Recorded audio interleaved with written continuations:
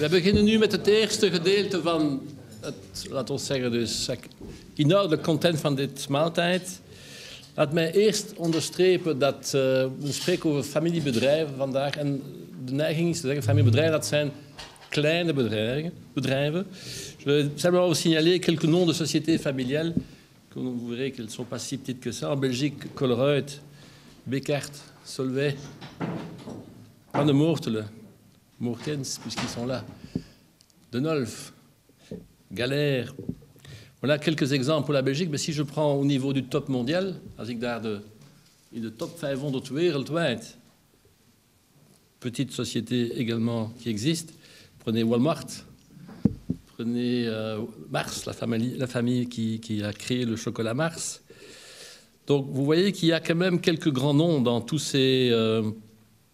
Ikea, pour vous citer aussi, une société familiale, Aldi. Donc vous voyez qu'on n'est pas dans la taille, on est plutôt dans un esprit. Het is geen kwestie van grootte, omvang. Het is een kwestie van een andere type aandeelhouders, een ander type van bedrijf. En dat is dat we vandaag gaan bekijken. Dus il ne s'agit pas de petites choses, il s'agit vraiment de quelque chose d'important. Et la Belgique est un pays d'entreprise familiale, donc je crois que si on en avait et qu'on les protège, ce ne serait pas mauvais pour l'emploi. Donc voilà, alors je vais vous présenter les trois intervenants d'aujourd'hui. Et ils ne vont pas tous nécessairement parler maintenant, peut-être tout à l'heure, mais je préfère les présenter en une fois, comme ça vous avez une vision bien complète. Je vais commencer par Valérie Denis. Ça n'a pas l'air, mais c'est une ingénieure commerciale. Donc c'est un cerveau. Non, parce qu'on n'a pas beaucoup de femmes qui sont ingénieures commerciales. Pas du tout, pas du tout. Ce qui n'est pas non plus évident, c'est qu'elle est mère de famille. Donc c'est pas sexiste non plus, tu vois. Et ce qui n'est pas évident non plus, c'est qu'elle co-dirige Ishek PME depuis quand même pas mal d'années. Donc je pense que ça aussi, fait partie des surprises positives de la vie professionnelle. J'ai, à côté de ça, parce qu'on dirait, tiens, maintenant, ça va, c'est une grosse tête, mais en plus, c'est quelqu'un, en fait, qui fait fonctionner les deux cerveaux, puisqu'elle est non seulement avec l'ingénieur, mais elle est, alors tenez-vous bien, certifiée MBTI, pour ceux qui savent pas ce que c'est Myers-Briggs Type Indicator, ce sont les plus fins psychologues des personnalités de dirigeants ou de cadres. Elle maîtrise également bien la PNL. Donc, je crois qu'on peut dire qu'elle a les deux cerveaux qui fonctionnent à un niveau de puissance égal. Et je vais terminer, comme pour chaque orateur, par deux adjectifs ou une pensée qui synthétise peut-être le mieux. J'ai l'impression que ton rôle de mère de famille est en fait l'expression d'une très grande attention à l'humain. Et je crois que c'est une des qualités de Ishek PME, c'est le human feeling qui est très, très important pour la réussite dans les affaires. Alors je vais prendre Jean Mossou, qui est ici juste devant moi, qui est je pense, une des personnes en Belgique qui réfléchit le plus aux entreprises, aux PME, et qui inspire, je pense, Ishek PME aussi depuis pas mal d'années. Il écrit beaucoup, il est chargé de cours, donc je crois qu'il va structurer la pensée aujourd'hui de manière assez académique, mais en même temps pleine d'expérience. Alors j'ai pris comme objectif pour toi, Jean, enthousiaste, citoyen, parce que je crois qu'il est très généreux, de son temps et de ses idées. Donc, quelque part, c'est l'autre co-auteur du livre Bijoux de famille. Ik ga nu de derde spreker ook introduceren, dat is Rick de Nolf. Ik ken Rick sinds veel jaren. Het is altijd voor mij een formidabele verrassing geweest dat uw groep zo groot is geworden in 20 jaar tijd. En u bent daar niet alleen de eigenaar, maar ook de leider geweest van deze groei. Dus proficiat, vous êtes la démonstration vivante de ce qu'une entreprise familiale réussit. Et alors j'ai mis comme objectif pour lui humble, disponible. C'est une des rares personnes, si vous avez son numéro de téléphone, qui vous prend sans que ça passe par toute une série de filtres.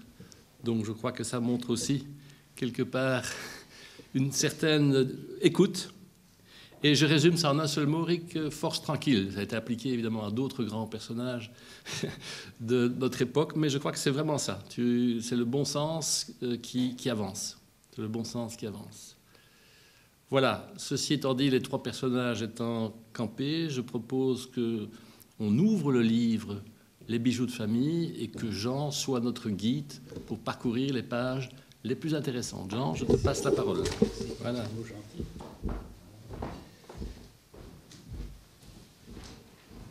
Donc c'est un grand plaisir, un grand honneur et merci bien sûr à Banque de Luxembourg et à Ernst & Young de rendre ceci possible. Ik zat verleden week zaterdag in de sfeer van een familiefeest. Het was het 30 jaar bestaan van een familiebedrijf. En in feite, er waren veel mensen van die familie die daar nog aanwezig waren, maar de macht zat niet meer in de hand van de familie. Het kan nog gebeuren, maar waarom was het zo? Het was zo omdat de twee hoedanigheden die aan de oorsprong lag van het bedrijf, ambitie en bescherming van de belangen van de familie, te ver gedreven werd en dat bescherming op een zekere tijd geleid heeft tot mismanagement. Ceci est un mot très personnel parce que ik zit in de beheerraad van deze familie al jaren en ik heb zelf meegemaakt, de evolutie meegemaakt, en het was heel zwaar, om de directie, de fakkel over te brengen van de familie naar professionnele manager. Vous imaginez toute la crise que ça a représenté, surtout que ça n'était pas souhaité par la famille. Et c'est bien sur base de ce terreau-là que je voudrais dire 2-3 mots maintenant. Et comme je sais que je vais être suivi par Rick Denolf et par Valérie, qui vont parler en sans doute d'éminentes qualités de l'entreprise, des valeurs de l'entreprise familiale, moi, je vais parler des non-valeurs de l'entreprise familiale et je vais me permettre d'être peut-être un peu caricatural sous ces aspects des non-valeurs qui sont autant de circonstances qui font que l'entreprise est menacée ou ne peut pas se professionnaliser. Je vais tout simplement m'appuyer sur mon bouquin. Ceci, je suis à la page 67 et à la page 123. Première caractéristique qui est soit une faiblesse ou une non-valeur, hein, je roule sur les mots, c'est l'irrespect des règles de gestion. L'irrespect des règles de gestion qui souvent se traduit par de trop faibles descriptions de fonctions. Et l'on voit bien que dans une croissance de l'entreprise, surtout que souvent dans les entreprises familiales, il y a beaucoup de savoir occulte de la part des fondateurs. Le fait de se soustraire pour des raisons familiales au respect des règles est un véritable non-valeur et risque d'être une grande catastrophe. Une autre grande faiblesse des entreprises familiales, ce sont les non-dits. Et lors de la présentation qu'on a fait du bouquin chez Roularta, chez Rick Denolf, il n'y a pas tellement longtemps, il y a un patron qui dans la salle a dit les non-dits et les non-écrits. Les non-dits, c'est les savoirs occultes, et les non-écrits, ce sont les conventions qu'on n'a pas mis par écrit.